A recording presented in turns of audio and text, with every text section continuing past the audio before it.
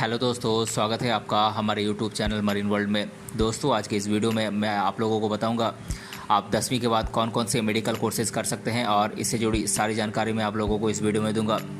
दोस्तों, वीडियो में आगे बढ़ने से पहले मैं आपसे रिक्वेस्ट करना चाहूँगा कि अगर आपने अभी तक इस चैनल को सब्सक्राइब नहीं किया है तो इसे ज़रूर सब्सक्राइब कर लीजिएगा और अगर ये वीडियो अच्छा लगे तो इसे शेयर ज़रूर कीजिएगा। तो चलिए दोस्तों, इस वीडियो को स्टार्ट करते हैं। दोस्तों, पैरामेडिकल स्टाफ की बढ़ती मांग और भारत की हायर स्टडीज़ में हो रहे तेज़ी से विकास की वजह से अब कैंडिडेट अलग अलग पैरामेडिकल और मेडिकल कोर्सेज़ का चयन कर रहे हैं। इन मेडिकल कोर्सेज़ के बारे में सबसे अच्छी बात यह है कि कैंडिडेट को 12 साल की स्कूली शिक्षा यानी कि 12वीं तक की पढ़ाई पूरी करने के लिए इंतज़ार नहीं करना पड़ता है, क्योंकि कई मेडिकल कोर्सेज़ कक्षा 10वीं को पूरा करने के बाद भी किए जा सकते हैं। इसलिए अगर आप भी 10वीं कक्षा की पढ़ाई को पूरा करने के बाद किसी ऐसे मेडिकल कोर्स की तलाश कर रहे हैं जिसके बाद आप इस फील्ड में सिक्योर कैरियर बनाना चाहते हैं तो यह वीडियो आपके लिए है। इसीलिए यहाँ पर मैं आप लोगों को 10वीं के बाद टॉप मेडिकल कोर्सेज़ के बारे में बताऊँगा, इसीलिए इस वीडियो को अंत तक ज़रूर देखिएगा। दोस्तों, 10वीं के बाद 2 तरह के मेडिकल कोर्सेज़ किए जा सकते हैं, जिसमें से एक है सर्टिफिकेट कोर्स और दूसरा है डिप्लोमा कोर्स। दोस्तों, मेडिकल सर्टिफिकेट कोर्स की अवधि 3 महीने से लेकर 12 महीने के आसपास होती है और मेडिकल डिप्लोमा कोर्स की अवधि आमतौर पर 1 साल से लेकर 2 साल तक की होती है।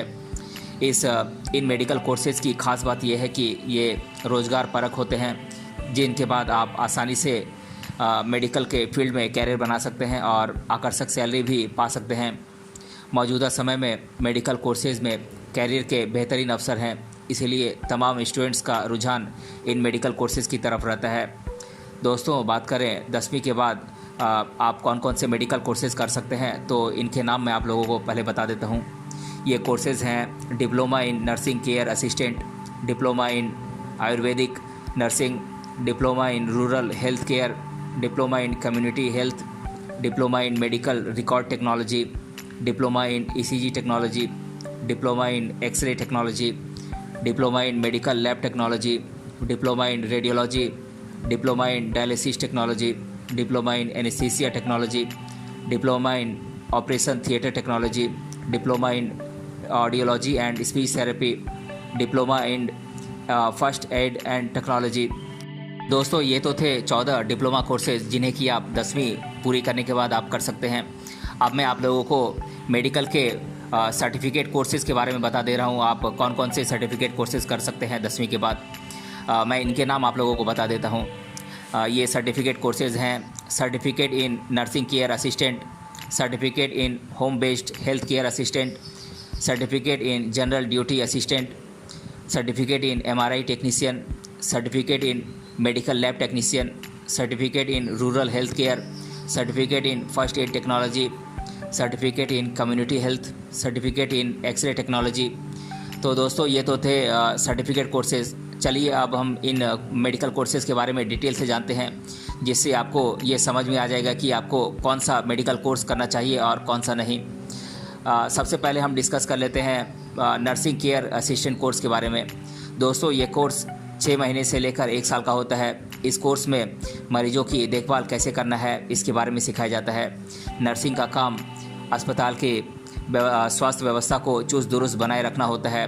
उसकी प्रमुख जिम्मेदारियां रोगियों की देखभाल करना होता है। रोगियों को स्वास्थ्य सेवाएं देने के लिए ये डॉक्टर्स, नर्सों और अन्य स्वास्थ्य सेवा प्रदाताओं के हेल्पर के तौर पर काम करते हैं। दोस्तों, अगला कोर्स है आयुर्वेदिक नर्सिंग का।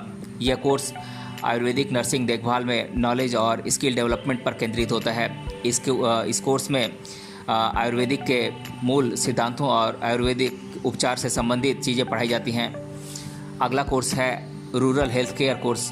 दोस्तों, ग्रामीण हेल्थ केयर वर्कर्स एक मीडियम लेवल के स्वास्थ्य कर्मचारी होते हैं जो सामान्य स्वास्थ्य समस्याओं का इलाज करने के लिए प्रशिक्षित किए जाते हैं, ताकि किसी भी इमरजेंसी की स्थिति में लोग प्राइमरी ट्रीटमेंट करवा सकें और गंभीर रूप से घायल लोगों को आगे इलाज के लिए रेफ़र कर सकें। ग्रामीण क्षेत्रों में आज भी डॉक्टर्स की बहुत कमी है, जिस वजह से रूरल हेल्थ वर्कर्स की काफ़ी डिमांड है। अगला कोर्स है कम्युनिटी हेल्थ कोर्स।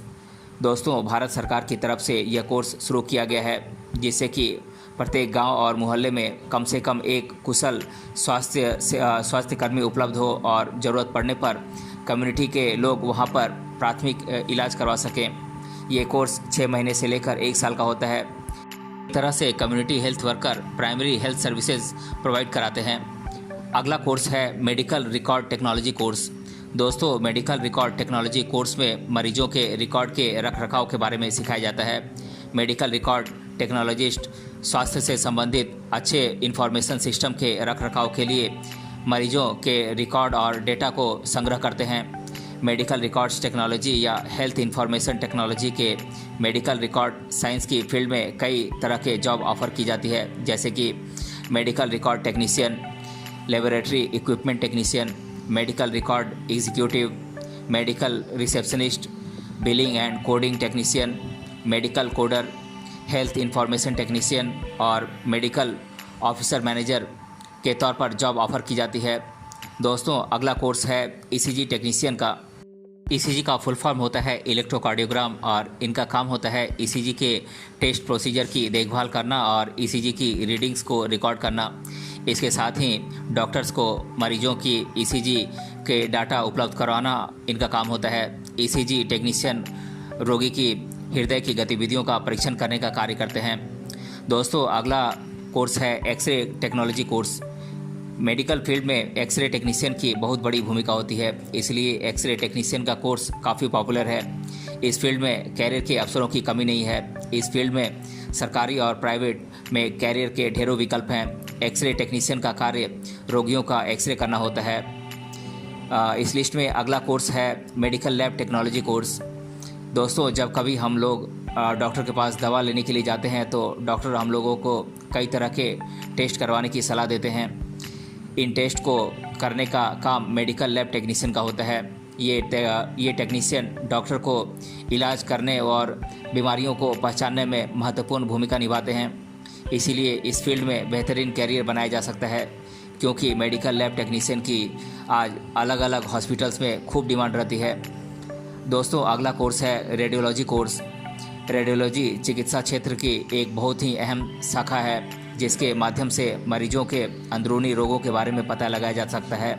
दोस्तों, जब डॉक्टर को किसी बीमारी का पता नहीं चल पाता है तो ये रोग की सटीक जानकारी के लिए X ray, radiography, CT scan, ultrasonography, PET, MRI scan जैसे टेस्ट करवाते हैं। फिलहाल रेडियोलॉजिस्ट के तौर पर जॉब के भरपूर अवसर उपलब्ध हैं। दोस्तों, अगला कोर्स है डायलिसिस टेक्नोलॉजी कोर्स। दोस्तों, बदलते परिवेश के कारण आज के समय में शुद्ध जल हम लोगों के लिए एक बहुत बड़ी चुनौती बन चुका है, जिसकी वजह से किडनी रोगियों की संख्या में तेज़ी से बढ़ोतरी हो रही है। जब किडनी में कुछ प्रॉब्लम हो जाती है तो रक्त का शुद्धिकरण सही से नहीं हो पाता है। ऐसे में किडनी रोगियों को हॉस्पिटल में जाकर कृत्रिम रूप से यानी कि आर्टिफिशियल तरीके से ब्लड प्यूरिफाई करवाना पड़ता है। डायलिसिस टेक्नोलॉजी कोर्स करके आप इस फील्ड में बहुत अच्छा कैरियर बना सकते हैं। अगला कोर्स है एनेस्थीसिया टेक्नोलॉजी कोर्स। दोस्तों, बेहोश या शून्य करने का काम एनेस्थीसिया कहा जाता है और बेहोश या शून्य करने वाले डॉक्टर को एनेस्थेटिक कहा जाता है। यह एनेस्थेटिक तय करता है कि जिस भी मरीज का ऑपरेशन होना है तो उस मरीज को कितनी मात्रा में एनेस्थीसिया का डोज दिया जाए। पैरामेडिकल सेक्टर का ये काफ़ी लोकप्रिय कोर्स है। दोस्तों, अगला कोर्स है operation theatre technology course. Operation theatre technologist का ऑपरेशन के समय अहम रोल होता है, इसलिए इनकी डिमांड भी काफ़ी ज़्यादा होती है। अगर आप ओटी टेक्नीशियन से संबंधित डिग्री, डिप्लोमा या फिर सर्टिफिकेट कोर्स करते हैं तो आप आसानी से मेडिकल के फील्ड में जॉब हासिल कर सकते हैं।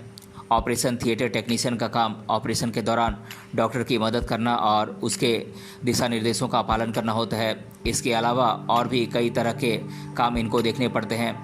उनको समय समय पर ऑपरेशन थिएटर की सफाई करवाना होता है। इसके साथ ही चिकित्सा उपकरणों की साफ सफाई और रखरखाव भी इन्हीं की जिम्मेदारी होती है। अगला कोर्स है फर्स्ट एड स्पेशलिस्ट कोर्स। दोस्तों, जो लोग मेडिकल के फील्ड में कैरियर बनाना चाहते हैं उनके लिए यह कोर्स एक बहुत अच्छा विकल्प साबित हो सकता है। इस कोर्स में डिप्लोमा हासिल कर लेने के बाद छात्र सरकारी और प्राइवेट हॉस्पिटल्स में जॉब प्राप्त कर सकते हैं। इसके अलावा clinics, fire safety departments, multinational companies इत्यादि जगहों पर बतौर फर्स्ट एड स्पेशलिस्ट आप जॉब प्राप्त कर सकते हैं। इसके अलावा ये कोर्स करने वाले कैंडिडेट अपना खुद का प्राइमरी ट्रीटमेंट सेंटर भी खोल सकते हैं, जिस वजह से इस क्षेत्र में कैरियर की भरमार है। दोस्तों, अगला कोर्स है speech therapy and audiology course. Speech therapy चिकित्सा विज्ञान की एक ऐसी शाखा है जो किसी भी व्यक्ति के स्पीच, आवाज़ और भाषा से संबंधित विकार है। आज के समय में स्पीच थेरेपी और ऑडियोलॉजी एक आशाजनक कैरियर विकल्प बनकर उभरा है। स्पीच थेरेपी में डिग्री या डिप्लोमा हासिल कर लेने वाले व्यक्ति को स्पीच थेरेपिस्ट कहा जाता है। दोस्तों, इस फील्ड में रोजगार के भरपूर अवसर हैं। स्वस्थ रहना हर किसी की ज़रूरत है, जिस वजह से नए नए हॉस्पिटल्स और नर्सिंग होम और ट्रॉमा सेंटर्स खुलते जा रहे हैं, जहां पर आपके लिए जॉब के अच्छे विकल्प मौजूद हैं। आज के समय में हॉस्पिटल्स की कमी नहीं है। वर्तमान समय में इतने ज़्यादा हॉस्पिटल्स हैं कि मेडिकल स्टाफ की भारी डिमांड है। बढ़ते हॉस्पिटल्स की वजह से इस फील्ड में कैरियर की बेहतरीन संभावनाएं हैं। अगर आप मेडिकल कोर्स करते हैं तो इस बात की तो सिक्योरिटी है कि आप बेरोज़गार नहीं रहेंगे। दोस्तों, बात करें आप इन कोर्सेज़ को करके आप मेडिकल के किन किन सेक्टर्स में जॉब प्राप्त कर सकते हैं, तो मैं इन सेक्टर्स के नाम आप लोगों को बता देता हूं। आप गवर्नमेंट हॉस्पिटल्स में जॉब प्राप्त कर सकते हैं, कम्युनिटी हेल्थ सेंटर्स में आप जॉब प्राप्त कर सकते हैं, private hospitals, nursing homes, trauma centres, medical writing, private clinics, NGO, medical college, pathology lab, dental lab, anaesthesia technology, dialysis technology इत्यादि में आप जॉब प्राप्त कर सकते हैं।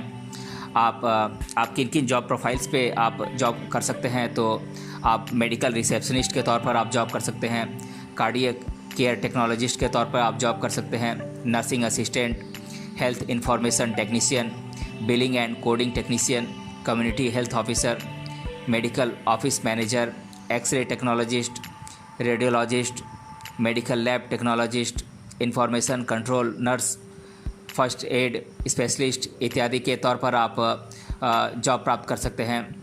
दोस्तों, मेडिकल कोर्स की फ़ीस कॉलेज टू कॉलेज अलग अलग हो सकती है। दूसरी बात यह है कि अगर आप गवर्नमेंट कॉलेज से मेडिकल कोर्स करते हैं तो वहाँ फ़ीस बहुत ही कम होती है, और private medical college, paramedical institute में फ़ीस काफ़ी ज़्यादा होती है। आमतौर पर इन मेडिकल कोर्सेज़ की फ़ीस 30,000 से लेकर 2 लाख रुपए के बीच होती है। दोस्तों, इस फील्ड में सैलरी आमतौर पर 8,000 से 15,000 के बीच शुरुआती सैलरी होती है। जैसे जैसे आपका एक्सपीरियंस इस फील्ड में बढ़ता जाता है, वैसे वैसे आपकी सैलरी भी बढ़ती ही जाती है। चूँकि आप ये मेडिकल कोर्स 10वीं के बाद एंट्री लेवल पर कर रहे होते हैं, तो आप इन कोर्स को अपने नज़दीकी पैरामेडिकल कॉलेज से कर सकते हैं। वैसे तो आजकल अनेकों मेडिकल कॉलेज और पैरामेडिकल कॉलेज चल रहे हैं, जहां से आप इनमें से कोई सा भी कोर्स कर सकते हैं। दोस्तों, किसी भी इंस्टीट्यूट में एडमिशन लेने से पहले उसकी मान्यता की जांच पड़ताल अवश्य कर लें। आप ऐसे कॉलेज से कोर्स करें जहां पर प्रैक्टिकल की पर्याप्त सुविधाएं हों, आपको जहां से ज़्यादा सीखने को मिले, क्योंकि इस फील्ड में किताबी नॉलेज कम और प्रैक्टिकल नॉलेज ज़्यादा मायने रखता है। कोर्स करने के बाद आपको 6 महीने से 1 साल तक मेडिकल के फील्ड में इंटर्नशिप करनी चाहिए। इंटर्नशिप के दौरान आपको वास्तविक इस फील्ड का नॉलेज हो पाएगा और आप उसके बाद आसानी से जॉब प्राप्त कर सकेंगे। दोस्तों, बात करें इन कोर्सेज़ को करने के लिए देश भर में कुछ प्रमुख कॉलेजेस की, तो इनके नाम मैं आप लोगों को बता देता हूँ। ये कॉलेजेस हैं Tirthankar Mahaveer university Moradabad, Rohilkhand medical college Bareilly, Rammurti medical college Bareilly, Era medical college Lucknow, Swami Vivekanand Subharti university Meerut, NIOS इत्यादि कुछ कॉलेजेस हैं जहां से आप इन कोर्सेज़ को कर सकते हैं। दोस्तों, अब आपको ये तो मालूम हो गया होगा कि आप 10वीं के बाद कौन सा मेडिकल कोर्स कर सकते हैं, लेकिन यहाँ पर मैं आपको यही सलाह देना चाहता हूँ कि आप 10वीं के बाद मेडिकल या पैरामेडिकल से संबंधित कोर्स न करें। आप 12वीं के बाद मेडिकल फील्ड से संबंधित कोर्स करें। अगर आप 10वीं के बाद मेडिकल कोर्स कर लेते हैं तो हॉस्पिटल्स ज़्यादातर 12वीं पास कैंडिडेट को ज़्यादा प्राथमिकता देते हैं, जिससे आपको जॉब मिलने में आसानी होती है।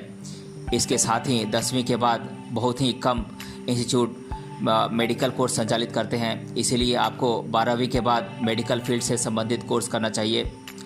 तो दोस्तों, आज के इस वीडियो में हमने जाना मेडिकल और पैरामेडिकल के कौन कौन से कोर्सेज़ हैं जिन्हें आप 10वीं के बाद कर सकते हैं, और इसके बारे में मैंने आप लोगों को विस्तारपूर्वक जानकारी दिया है। अगर ये वीडियो आपको पसंद आया है तो अपने फ्रेंड्स तक इसे ज़रूर शेयर करें और हमें कमेंट बॉक्स में कमेंट करके बताएं कि ये वीडियो आपको कैसा लगा। मिलते हैं अगले वीडियो में किसी अन्य टॉपिक के साथ, तब तक के लिए धन्यवाद।